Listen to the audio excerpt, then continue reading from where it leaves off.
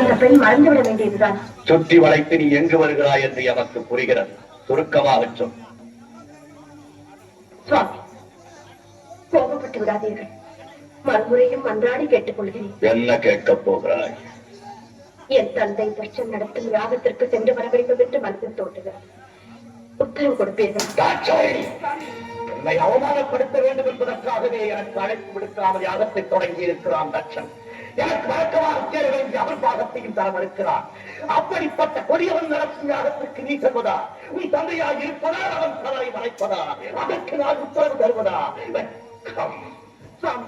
அவர் அழைக்க மறுத்ததையும் அபிமானம் கொடுக்காமல் இருப்பதையும் குற்றம் என்று சுட்டிக்காட்டி உங்களையும் வரவேற்று யாகத்தை முடியுங்கள் என்று அறிவுரை கூறத்தான் போகிறேன். அறிவு தட்சனுக்கு ஏராளம், அதைவிட ஆணவம் ஏராளம் ஏராளம். அந்த ஆணவத்தை அகற்றி நல்லறிவு புகட்டத்தான் நான் போகிறேன். உன்னால் முடியாது. ஏன் முடியாது? அவன் அழியும் காலம் வந்து விட்டது. அதை தடுத்து நான் நிறுத்துகிறேன். நடக்காது. ஏன் நடக்காது? அவன் விதி முடிந்து விட்டது. அந்த விதியை என் மதியால் வெல்லுகிறேன். எதையே அவமானப்பட்டு திரும்ப போகிறாய்.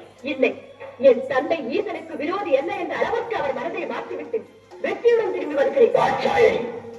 ஒரு பெண்ணுக்கு பிறந்த வீடு சாப்பிடமா அல்லது புகுந்த வீடு நிரந்தரமா? இதற்கு பதில் சொல்லிவிட்டு பிறந்த வீட்டிற்கு பெருமையும் புகுந்த வீட்டிற்கு நற்பெயரும் தேடி தருவதுதான் பெண்ணின் கர்மம். ஆனால் நீ கணவன் சொல்ல மீறி தந்தையை காண செல்லுகிறார். என்ன செய்வது? பாசம் என்னை தூண்டுகிறது. வளர்த்த கொடுமை என் நெஞ்சத்தை வாட்டுகிறது. போவது உங்களுக்கு பிடிக்கவில்லை, போகாமல் இருக்க என்னால் முடியவில்லை. அக்கினி, பிறந்த வீட்டிற்கும் புகுந்த இடத்திற்கும் விரோதம் ஏற்பட்ட பிறகு பெண்ணாக பிறந்தவள் இருப்பதை விட இறப்பதே மேல். தந்தையின் பாசம் என்னையும் மீறும் அளவுக்கு வந்துவிட்டது. தவறுதான், என்னை மன்னியுங்கள். சென்று வர உத்தரவிடுங்கள். விதி உன்னிடமும் விளையாடுகிறது. சரி, சுவாமி, போய் வா என்று சொல்லுகிறேன்.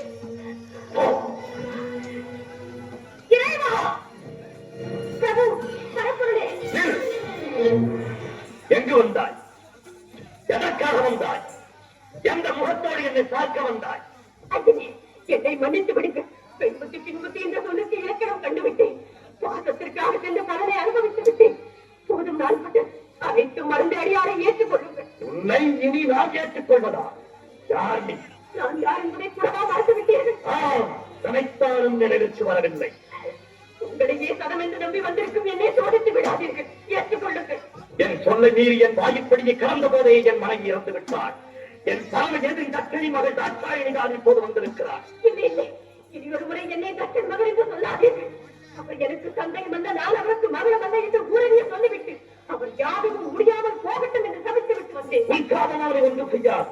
என்னால் ஏவப்பட்டிருக்கும் வீரபக்தன் இந்நேரம் தட்சனை பழிவாங்கி யாகத்தையும் அழித்திருப்பார். எப்படியோ தொலையட்டும். என்னை பொறுத்தவரை தவறை உணர்ந்து விட்டேன். மன்னித்தேன் என்று ஒரு வார்த்தை சொல்லுங்கள். மனதால், வாக்கால், காயத்தால், முக்கால் உனக்கு மன்னிப்பே கிடையாது. போக மாட்டேன். உயிரை விட்டாலும் உங்கள் திருவடிகளில் விடுவேனே தவிர இந்த இடத்தை விட்டு ஒரு கணவன் என்னால் பிரிந்திருக்க முடியாது. கிடையாது. என்னோடு சேர்ந்து வாழும் பாக்கியம் இனி உனக்கு கிடையாது. சோதித்தது போதும். இனி வேதனையை என்னால் தாழ முடியாது. ஏற்றுக்கொள்ளுங்கள். இளமை மறந்து தக்கன் மலர்ந்த பாசத்தால் தவறு செய்து விட்டாய். இதற்கு தக்க தண்டனை நீ என்னை புரிந்திருக்க வேண்டியது. தவறு செய்வது மனித இனம், மன்னிப்பது தெய்வீக குணம் என்று உலகிற்கே உபதேசம் செய்த தாங்களா இப்படி பேசுகிறீர்கள்? உன் தவறுக்கு மன்னிப்பே கிடையாது. போ. அப்படி முடிவு கட்டி விடாதீர்கள். என்னை பிரிந்து தனிமையில் இருக்க வேண்டாம். இனி எனக்கு தேவையில்லை.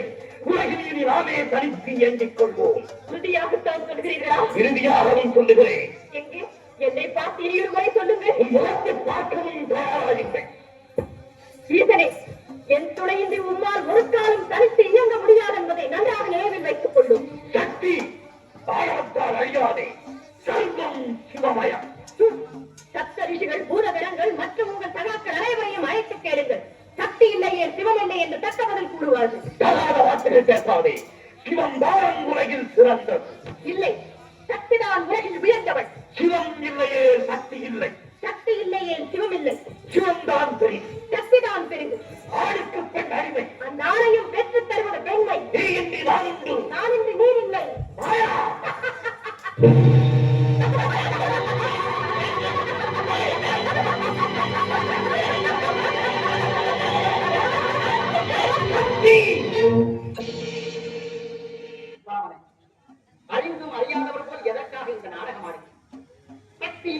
தெய்வம் இல்லை, சிவம் இல்லையே சக்தி. இருவரும் சேர்ந்திருப்பதுதானே உலகம். தினம் தணிந்து சிவசக்தி சமைதாய் அச்சன்.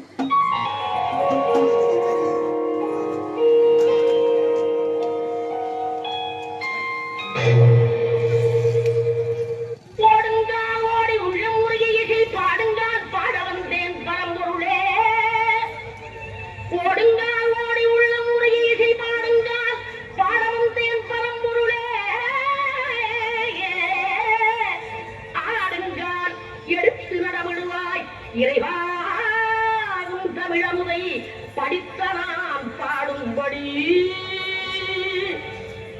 தமிழமுதை படித்த நாம் பாடும்படி